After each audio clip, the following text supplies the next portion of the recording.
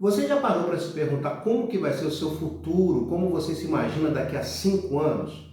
Como você se imagina, por exemplo, daqui a 3 anos, 10 anos? Será que você para pensar um pouco sobre o seu futuro?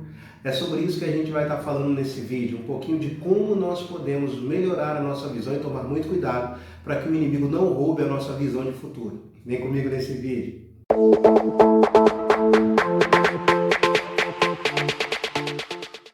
Deus abençoe você, seja muito bem-vindo ao canal No Caminho da Palavra. Eu me chamo Isaac do Nascimento e nesse vídeo a gente vai estar falando sobre uma história muito interessante que aconteceu na Bíblia.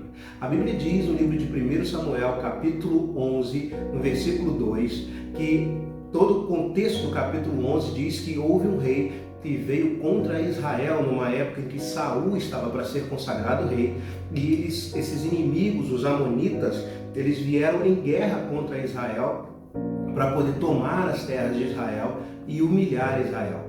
E olha só a oferta que esse rei inimigo veio fazer ao povo de Israel. Porém, Naás, amonita, lhes disse: com esta condição farei aliança convosco, que a todos vos arranque o olho direito, e assim ponha esta afronta sobre todo o Israel. Nessa passagem que nós lemos, a gente acabou de perceber que Naás, líder dos amonitas, veio contra Israel em um período onde estava havendo uma transição. Israel tinha um governo teocrático, onde Deus era o centro. Mas, por inveja dos outros povos, o povo de Israel pede para si um rei humano, para que esse rei possa ir e lutar as próprias guerras, transferindo assim a responsabilidade para o próprio rei. O rei teria a responsabilidade de guerrear as guerras do povo.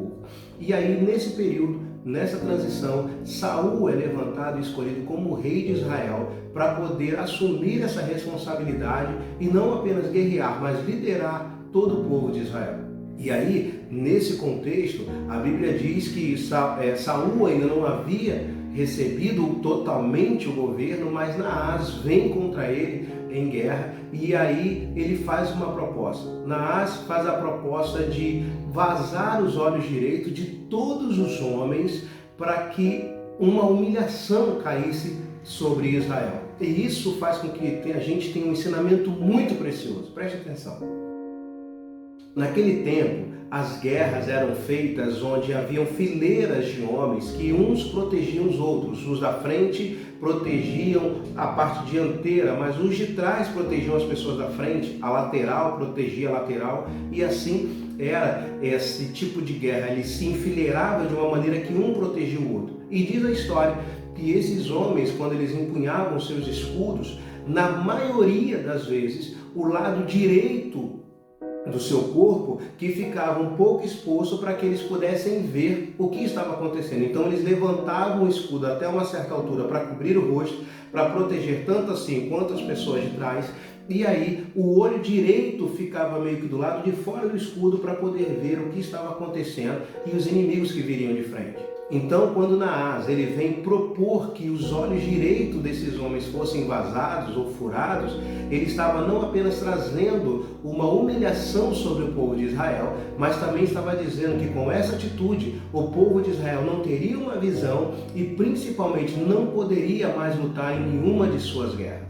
A história também nos conta que antigamente, para impedir que os povos se levantassem contra os reis vencedores, contra os povos vencedores, eles arrancavam o polegar das duas mãos das pessoas, dos homens, principalmente os homens de guerra, porque assim eles não teriam condições de empunhar as suas espadas, porque o dedo polegar é o dedo que segura e traz firmeza para a mão para eles poderem segurar as espadas. Então, naquele tempo, as guerras, quando aconteciam e os povos eram vencidos, de alguma maneira, eles precisavam ser impedidos de lutar ou de arrumar alguma maneira de se vingar contra o governo que tinha vencido. Assim, eles conseguiam fazer com que o povo fosse totalmente dominado. Então, nesse caso, o desejo de Naás era que justamente o povo de Israel ficasse sem condições nenhuma de lutar contra Naás ou de levantar até mesmo uma revolta contra ele. E com base nessa história, eu quero fazer algumas aplicações práticas para a nossa vida. Preste atenção. A primeira coisa que a gente precisa entender é que nós estamos em constante guerra contra um inimigo. E você precisa ter esse entendimento.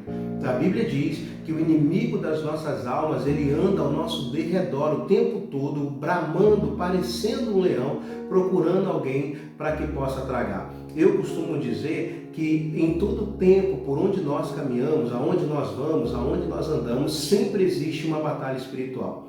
A Bíblia também diz que um homem espiritual discerne as coisas espiritualmente, mas um homem carnal, ele nada discerne. Então, quando a gente pensa sobre essa realidade, quando a gente pensa sobre essa verdade, nós precisamos entender que não existe uma batalha física, literal, em que nós conseguimos ver, mas existe constantemente uma batalha espiritual. E essa apenas as pessoas espirituais conseguem perceber.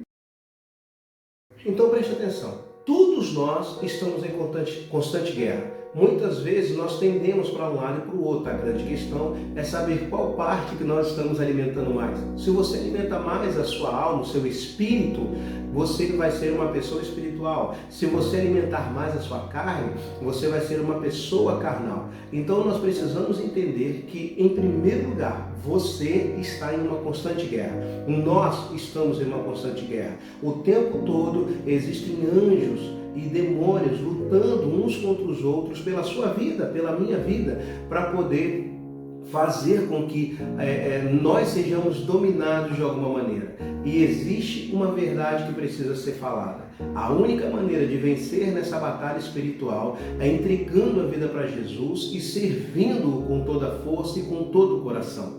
Porque nós, humanamente falamos, primeiro, não vemos essa batalha de uma maneira literal. E segundo, nós não teríamos poder em nós mesmos para poder vencer essa guerra. Então, existe a necessidade de um ser, de uma pessoa, de um Deus mais poderoso e mais forte que o próprio inimigo para poder vencer essa batalha.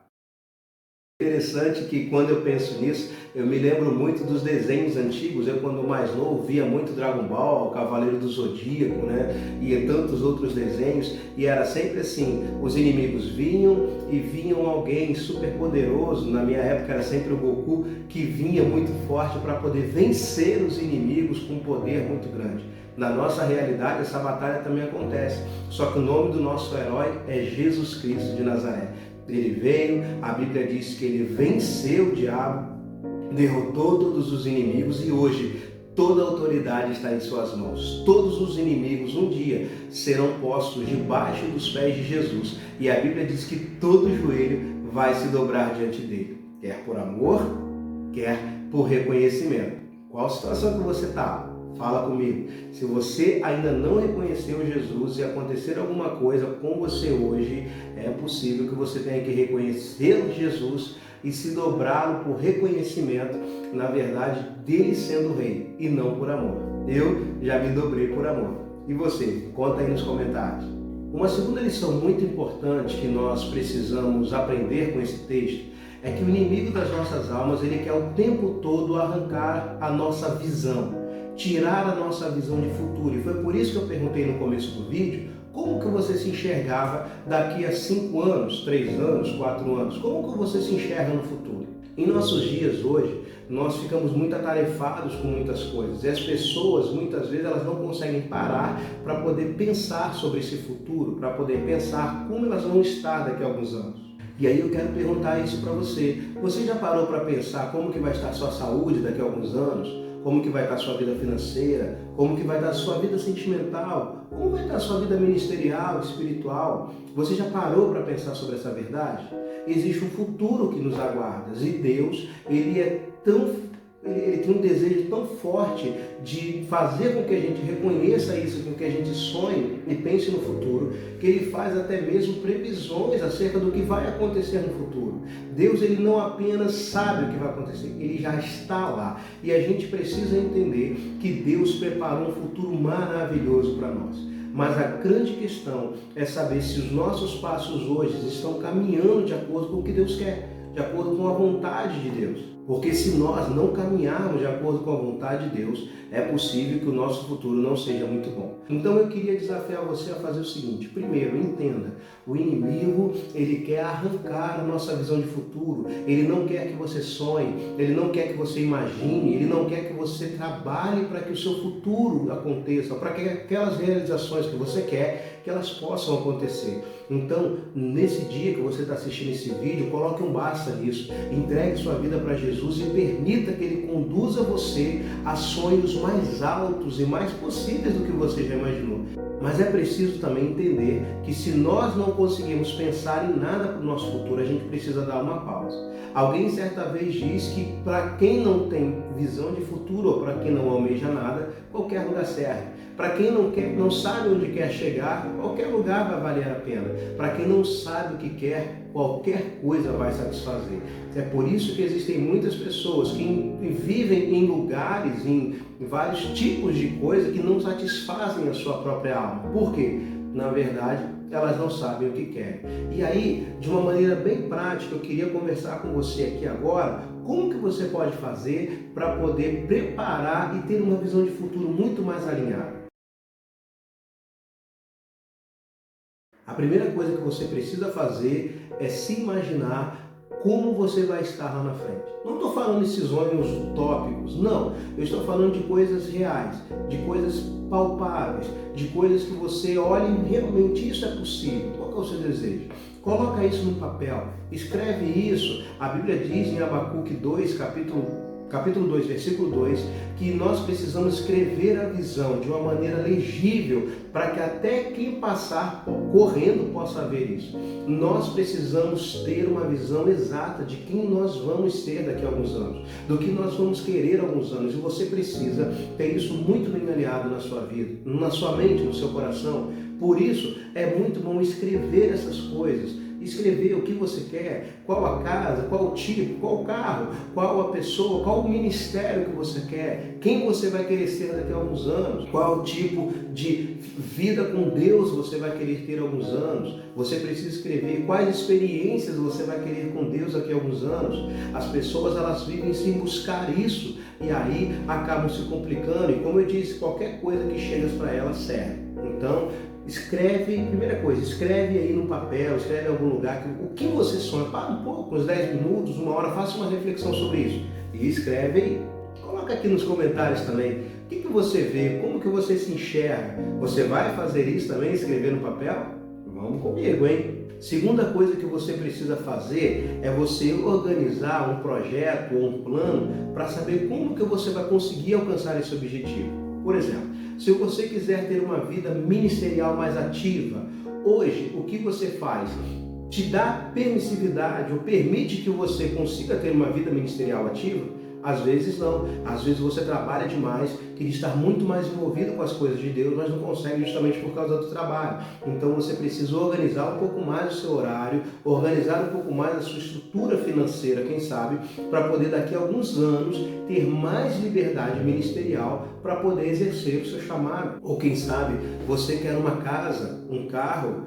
O que você precisa fazer para poder alcançar esse objetivo? Você está com o nome limpo, você conseguiria, por exemplo, tirar um carro ou no seu nome, ou você poderia, pelo menos você já tem alguma reserva para dar de entrada, ou você não tem nada. Então, imagina se você juntar um valor daqui a alguns anos, um valor por mês, né? Daqui a alguns anos você vai ter uma quantia razoável para poder dar de entrada em alguma coisa. Então são essas coisas que você precisa pensar. Então, organize-se, se planeje, coloque no papel mais ou menos algumas metas, alguns planos, alguns objetivos que você precisa cumprir para chegar no seu sonho, na sua meta. Lembrando que no caminho você pode mudar. Quando a gente está dirigindo o carro e o GPS ele nos fala caminho, a gente erra o caminho, na verdade, o GPS ele fala recalculando rota. Você provavelmente já deve ter ouvido isso. E aí o que a gente faz? O GPS ele prepara todo o caminho para que você volte e continue no caminho que você está querendo chegar, naquele objetivo que você vai chegar. Então na nossa vida da mesma maneira. Pode acontecer de no caminho você acabar tendo que recalcular a rota, recalcular os passos para poder chegar no seu objetivo, não tem nenhum problema, desde que você não perca o seu propósito final. Recalcular não tem problema, o que não podemos é desistir. E o terceiro, de maneira bem prática, é coloque isso em prática. É verdade, muitas pessoas elas acabam escrevendo, tendo esses sonhos, tendo essas visões, escrevem as coisas, mas não colocam nada em prática. E alguém certa vez disse que o mal feito, dependendo da situação, né, o mal feito é melhor do que o sonho perfeito não feito. E isso é uma verdade. Porque ainda que nós comecemos de uma maneira talvez meio trôpega, meio errada, né, equivocada em algumas coisas, a gente está começando e a gente precisa caminhar nisso. Porque se nós nem começarmos, a gente nunca vai conseguir chegar nos nossos objetivos. Então a gente precisa entender e caminhar de uma maneira que a gente saiba que estamos fazendo aquilo que é o nosso propósito. Ainda que você comece devagar, ainda que você comece guardando R$50, R$100, ainda que você comece orando durante 5, 10, 15 minutos, e isso vai aumentando ao longo do tempo e você vai se envolvendo cada vez mais com o seu projeto. O importante é começar. Eu me lembro de quando Neemias ele veio para reconstruir os muros de Jerusalém que havia sido destruído. A Bíblia diz que ele primeiro dá uma volta em toda a cidade para poder ver o que está acontecendo, né, em volta dos muros, para poder ver o que realmente aconteceu. Ele fica durante 2 dias analisando e vendo o que está acontecendo, qual é a real situação, para depois colocar um plano em prática e falar com algumas pessoas sobre qual que era o objetivo dele. E aí depois ele começa. A Bíblia diz que ele levanta o muro em 52 dias, mas se ele não começasse a fazer, nenhum muro seria levantado. E talvez Israel estivesse do mesmo jeito até hoje. Mas ele começou. Foi um tijolinho, depois um outro tijolo, depois chegou alguém para ajudar. E é assim que vai ser na sua vida e na minha vida. Quando você conseguir imaginar, quando você conseguir colocar no papel e principalmente quando você colocar em prática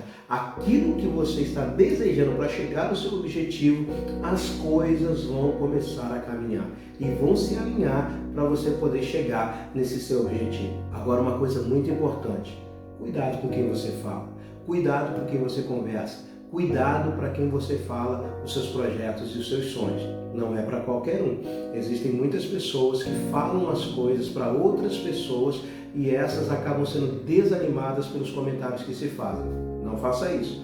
Tome cuidado. Procure pessoas que sonhem como você, procure pessoas que tenham pelo menos uma visão de estratégia ou alguma coisa que pode abençoar a sua vida e ajudar você a ser direcionado nesses passos. Bom, nesse vídeo de hoje nós já estamos caminhando para o final, mas eu quero que você entenda essas verdades. Primeiro, nós estamos em guerra, uma guerra constante, uma guerra o tempo todo contra o inimigo das nossas almas. E essa guerra é invisível. Sendo assim, nós precisamos lutar de maneira invisível, no sobrenatural, através de orações, jejuns, tempo com Deus. Segundo, o inimigo das nossas almas quer arrancar a nossa visão, quer arrancar os nossos olhos, nos impedindo de ver o futuro, de ver o que Deus reservou para a gente e principalmente impedindo a gente de sonhar. E terceiro, segue aí essas dicas que eu falei para você começar a colocar em prática alguma coisa relacionada aos seus projetos. Primeiro, imagine onde você quer chegar. Segundo, coloque isso num papel de uma maneira visível para você entender. E terceiro,